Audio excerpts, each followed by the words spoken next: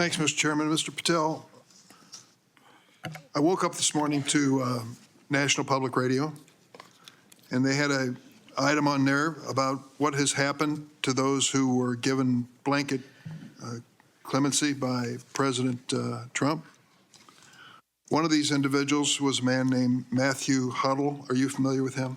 I'm sorry, what was the last name? Matthew Huddle. If you could remind me, Senator. Well, I was reminded again this morning. He's a man who's been found guilty of numerous crimes.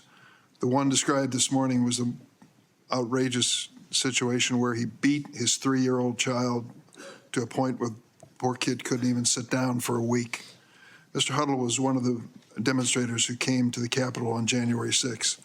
He was incarcerated and charged with and pled guilty to crimes that he had committed, violence against police officers. After he was released by President Trump, he returned to his home state of Indiana. A few days later, he was stopped on the road, pulled a gun on a policeman. The policeman, sheriff's deputy, turned, shot, and killed him. This is not the only instance of a person who received President Trump's clemency committing another crime. Peter Schwartz was mentioned this morning on the radio. 38 criminal convictions, 38. He'd been sentenced to 14 years in prison. He was released because of the president's unconditional clemency, which was given to him as well. So I guess my question is this. Was President Donald Trump wrong to give blanket clemency to the January 6 defendants? Thank you, Ranking Member. A couple of things on that. One, the power of the presidential pardon is just that, the president. Alignment, I concede he has the authority. I'm asking, was he wrong to do it? And as we discussed in our private meeting, Senator, I have always rejected any violence against law enforcement, and I have, including in that group, is specifically addressed any violence against law enforcement on January 6th, and I do not agree with the commutation of any sentence of any individual who committed violence against law enforcement. So do you think that America is safer because these 1,600 people have been given an opportunity to come out of serving their sentences and live in our communities again? Senator, I have not looked at all 1,600 individual cases. I have always advocated for imprisoning those that cause harm to our law enforcement and civilian communities. I also believe America is not safer because President Biden's commutation of a man who murdered 2 FBI agents, Agent Kohlers and Williams' family, deserve better than to have the man that point blank range fired a shotgun into their heads and murdered them released from prison. So it goes both ways. Leonard Pelletier was in prison for 45 years. He's 80 years old, and he was sentenced to home confinement. So he's not free, as you might have just suggested. He killed 2 FBI agents. That's true, he did, and he went to prison for it and should have.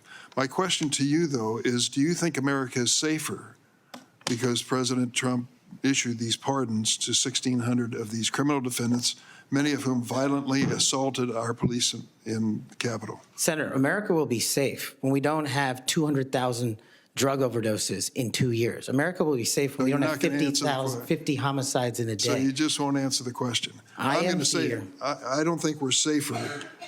Matthew Huddle was sent back to Indiana.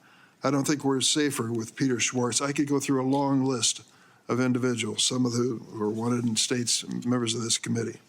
Let me move to another topic if I can. Tell me about your J6 choir. What is that? Well, it's not my choir.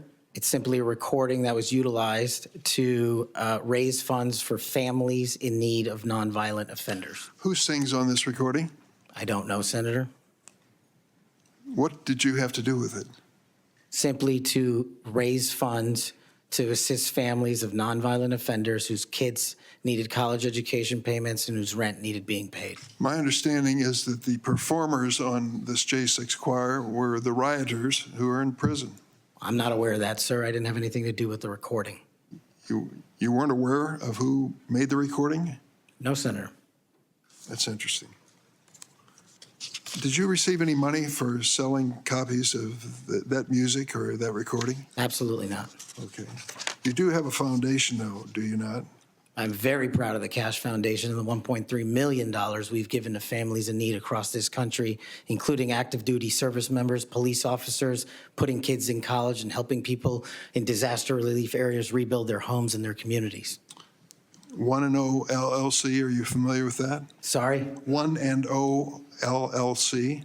I believe, Senator, you're referring to the LLC that one of the individuals has his private business with. Is it part of the Cash Foundation in any way?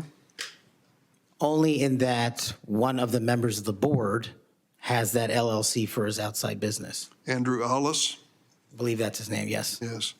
Do you know how much was paid to him from your charitable work?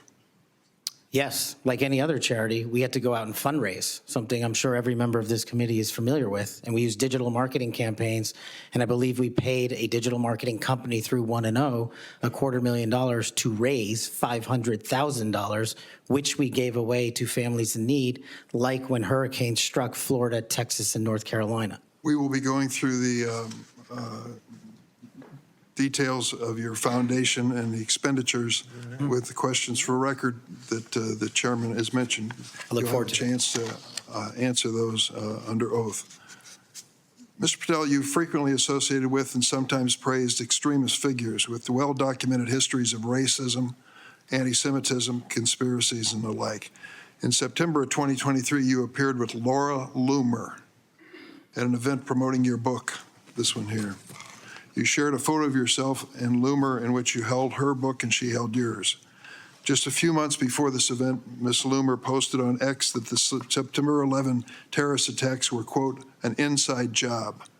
Around that time, she accused Florida's First Lady, Casey DeSantis, of exaggerating her cancer diagnosis to gain voter sympathy. A number of my Republican colleagues on this committee have criticized Ms. Loomer's extremism. One of my colleagues described her as a, quote, crazy conspiracy theorist who regularly utters disgusting garbage. Another called her really toxic. Given all of this, why did you associate with Ms. Loomer? Senator, as you can see, I took a photograph with an individual who showed up at a book event. I don't believe I'm guilty by association, and I certainly don't believe that an individual who was the first minority to serve as the Deputy Director of National Intelligence for this country is a racist in any way, and I detest any conjecture to the contrary. You familiar with a Stu Peters? Does that name ring a bell? I'm sorry, what?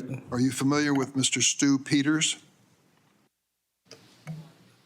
Not off the top of my head. You made 8 separate appearances on his podcast. He promoted outrageous conspiracy theories and worked with a prominent neo-Nazi.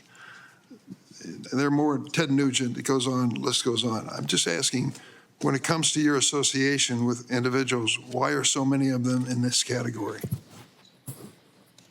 My association, as you loosely define it, is by appearing in media over 1,000 times to take on people who are putting on conspiratorial theories and to devour them of their false impressions and to talk to them about the truth. That is something that I will always continue to fight for, Senator.